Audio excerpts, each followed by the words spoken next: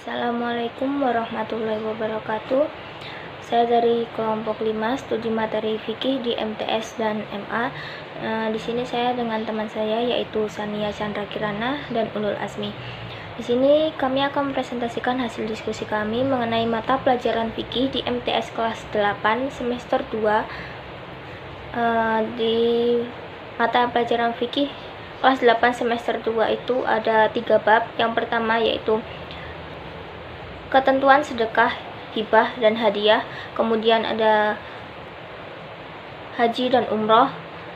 Dan yang ketiga yaitu halal haram, makanan dan minuman. Baik, di sini saya akan menjelaskan tentang ketentuan sedekah, hibah, dan hadiah. Apa sih sedekah itu? Kata sedekah berasal dari bahasa Arab yang artinya memberikan. Sedangkan menurut istilah sedekah atau sedekah adalah memberi sesuatu kepada seseorang yang membutuhkan semata-mata hanya mengharapkan ridho dari Allah Subhanahu wa Ta'ala. Dengan kata lain, sedekah adalah suatu pemberian yang diberikan oleh seorang muslim kepada orang lain secara sukarela. Hukum dan dalil sedekah. Hukum sedekah adalah sunnah muakkad, yaitu sunnah yang sangat dianjurkan. Namun di kondisi tertentu sedekah bisa menjadi wajib, seperti contohnya ketika ada orang miskin dalam kondisi kelaparan pada kita untuk meminta makanan. Tersebut memprihatinkan. Jika tidak kita beri makan, maka dia bisa terancam nyawanya atau sakit parah. Dengan hal tersebut, maka kita wajib memberikan sedekah pada orang itu. Kalau tidak, maka kita berdosa. Dalil tentang sedekah dalam surat Yusuf ayat 88 yang artinya, bersedekahlah pada kami, sesungguhnya Allah memberikan balasan kepada orang-orang yang bersedekah. Kemudian syarat dan rukun sedekah. Rukun sedekah dan syaratnya masing-masing adalah sebagai berikut. Orang yang memberi syaratnya yang memiliki benda itu dan berhak untuk mentasarufkan atau membelanjakan harta. Kemudian yang kedua, orang yang diberi syaratnya berhak memiliki adanya ijab dan qabul.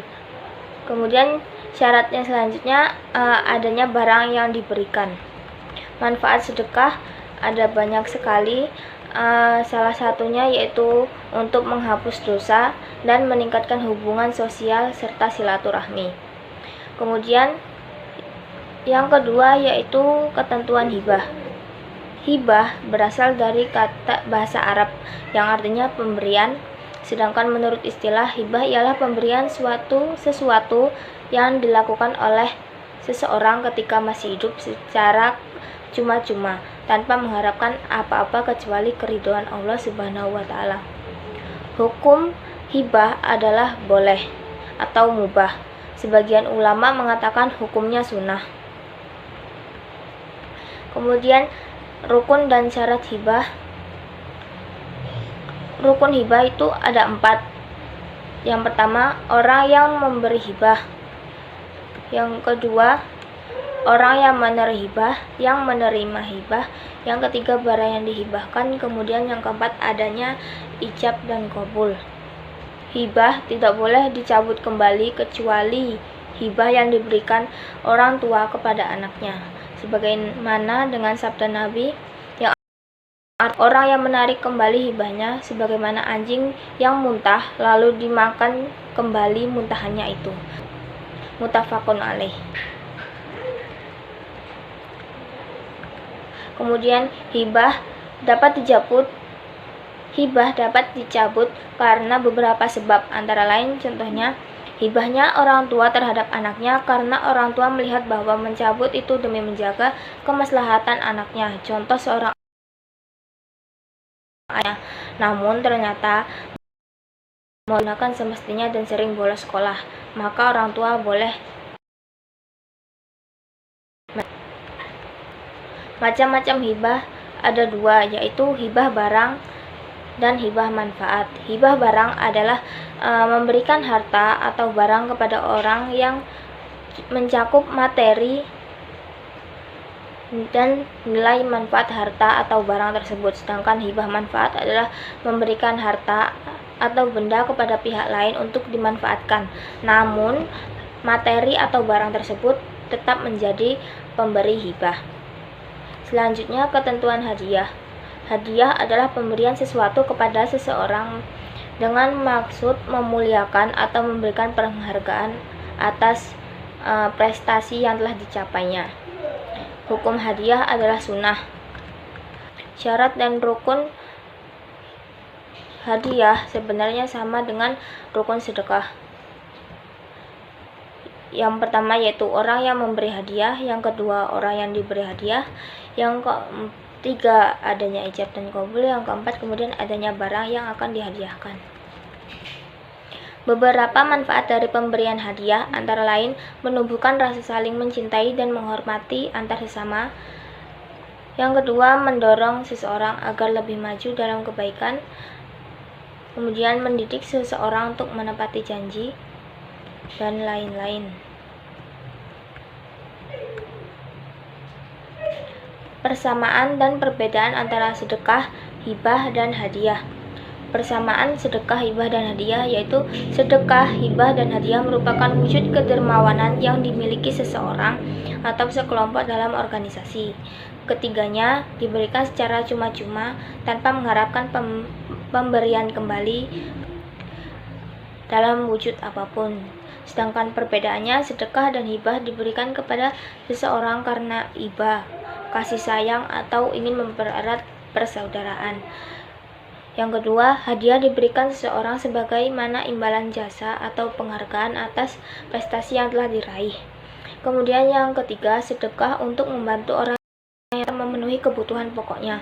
Sedangkan hadiah adalah sebagai kenang-kenangan dan penghargaan kepada orang yang dihormati. Selanjutnya akan dijelaskan oleh Mbak Ulul Azmi. Bismillahirrahmanirrahim. Di sini saya Ulul Azmi akan melanjutkan presentasi dari temanan saya.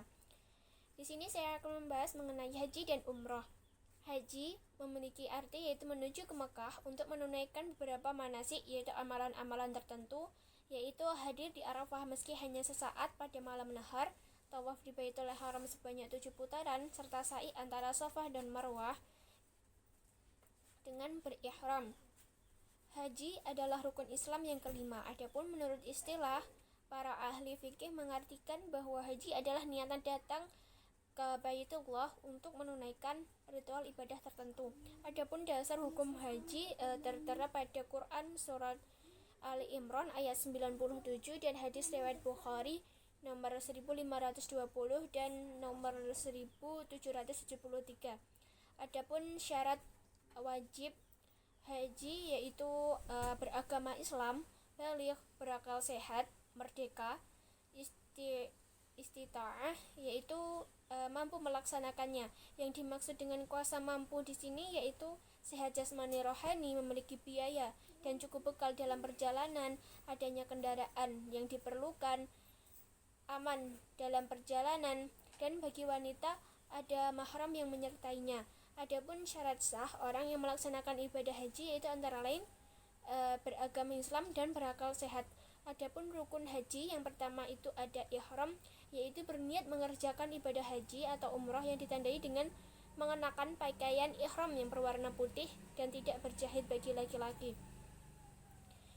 Yang kedua adalah wukuf, yaitu hadir di padang Arafah pada tanggal 9 Zulhijjah mulai dari waktu zuhur sampai terbit fajar tanggal 10 Zulhijjah. Yang ketiga ada tawaf, yaitu mengelilingi Ka'bah 7 kali putaran dimulai dan diakhiri di Hajar Aswad. Yang keempat adalah sa'i, adalah berlari-lari kecil antara Bukit Shafah dan Bukit Marwah sebanyak 7 kali. Yang kelima ada tahallul, yaitu menghalalkan kembali apa-apa yang tadinya dilarang ketika masih dalam keadaan ihram. Yang keenam adalah tata tertib, yaitu berurutan dalam pelaksanaan rangkaian ibadah haji, mulai ihram hingga tahallul tsani, kecuali mencukur rambut kepala. Adapun wajib haji adalah amalan-amalan dalam ibadah haji yang wajib dikerjakan, tetapi sahnya haji tidak tergantung kepadanya. Yang termasuk amaliyah wajib haji ada 7, yaitu yang pertama berihram sesuai mikotnya. Mikot adalah batas waktu dan tempat yang sudah ditentukan untuk memulai ihram dalam melaksanakan ibadah haji. Yang kedua ada mabit di Muzdalifah. Yang ketiga mabit di Mina. Yang keempat melontar jumrah Aqabah. Yang kelima melontar jumrah ula, wusta, dan Aqabah. Yang keenam menjauhkan diri dari larangan ihram. Yang ketujuh tawaf di wada. Adapun macam-macam haji, itu ada 3 cara melaksanakannya manasik haji, antara lain yang pertama haji tamattu, yaitu mengerjakan umroh terlebih dahulu baru mengerjakan haji. Yang kedua adalah haji ifrad, yaitu mengerjakan haji terlebih dahulu baru kemudian umroh. Yang ketiga ada haji qiran, yang mengerjakan haji dan umroh dalam satu niat dan satu pekerjaan sekaligus. Adapun larangan-larangan bagi jamaah pria, yaitu memakai pakaian yang berjahit selama ihram. Yang kedua, memakai tutup kepala sewaktu ihram. Yang ketiga, memakai sendal dan sepatu yang menutupi mata kaki sewaktu ihram. Adapun larangan bagi jamaah wanita adalah memakai tutup muka atau cadar. Yang kedua, memakai sarung tangan. Adapun secara umumnya, larangan bagi jamaah pria dan wanita yaitu memotong dan mencabut kuku, memotong dan mencabut bulu pada kepala dan badan lainnya, menyisir rambut, dan lain sebagainya.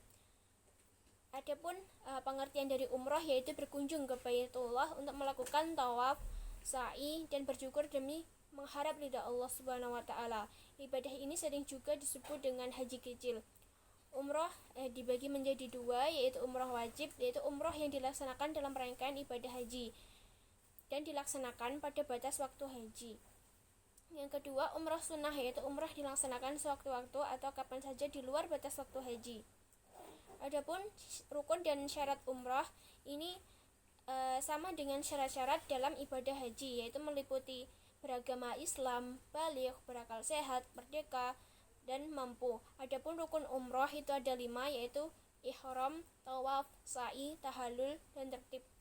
Dan adapun wajib umroh adalah niat ihram dari miqat. Yang kedua, meninggalkan dari segala larangan umroh. Sekian akan dilanjutkan oleh teman saya. Langsung saja saya akan meneruskan presentasi dari rekan saya. Saya membahas tentang makanan dan minuman halal. Nah, makanan dan minuman halal. Yang pertama, makanan dan minuman halal adalah makanan dan minuman yang boleh dikonsumsi menurut ketentuan syariat Islam. Nah, bagi seorang muslim, makanan yang boleh dimakan harus memenuhi 2 syarat. Yang pertama, halal artinya diperbolehkan berdasarkan ketentuan syariat Islam. Yang kedua itu thayyib, artinya baik, mengandung nutrisi, bergizi, dan menyehatkan. Jenis-jenisnya itu tidak memabukkan, tidak najis, didapatkan dengan cara yang halal, tidak mendatangkan mudarat bagi manusia baik dari segi kesehatan badan, akal, jiwa maupun akidah. Nah, yang kedua itu saya akan jelaskan tentang makanan dan minuman yang haram. Nah, makanan dan minuman yang haram adalah makanan dan minuman yang diharamkan untuk dikonsumsi karena ada nas dalam Al-Quran dan Al-Hadis. Bila tidak terdapat petunjuk yang melarang, berarti itu halal. Berarti setiap makanan dan minuman yang diharamkan itu pasti memiliki dampak yang buruk. Yang pertama, haramnya makanan itu dibagi menjadi 2. Yang pertama, haram li zatihi, makanan yang haram karena zatnya. Maksudnya hukum asal dari makanan itu sendiri itu memang sudah haram. Contohnya daging babi, darah, khamar. Dan yang kedua, haram li ghairihi, makanan yang haram karena ada faktor eksternal. Nah, maksudnya ini adalah hukum asal makanan itu sendiri itu adalah halal, akan tetapi dia akan berubah menjadi haram karena adanya sebab yang tidak berkaitan dengan makanan tersebut. Haram bentuk ini ada beberapa, diantaranya itu bangkai, semua makanan yang tercampur najis, makanan haram yang diperoleh dari usaha dengan cara yang zalim. Manfaat mengkonsumsi makanan dan minuman yang halal. Yang pertama itu mendapatkan ridha Allah, memiliki akhlakul karimah, terjaga kesehatannya karena setiap makanan dan minuman yang dikonsumsi itu bergizi, baik juga bagi kesehatan badan. Nah, saya juga akan menjelaskan akibat mengkonsumsi makanan dan minuman yang haram. Nah, yang pertama, makanan dan minuman yang haram itu dapat membahayakan kesehatan loh, menimbulkan permusuhan dan kebencian, amal ibadahnya tidak akan diterima dan doanya itu tidak akan dikabulkan Allah. Sekian presentasi dari kelompok kami, kurang lebihnya kami mohon maaf sebesar-besarnya. Assalamualaikum warahmatullahi wabarakatuh. Jika ada yang kurang jelas bisa ditanyakan. Terima kasih.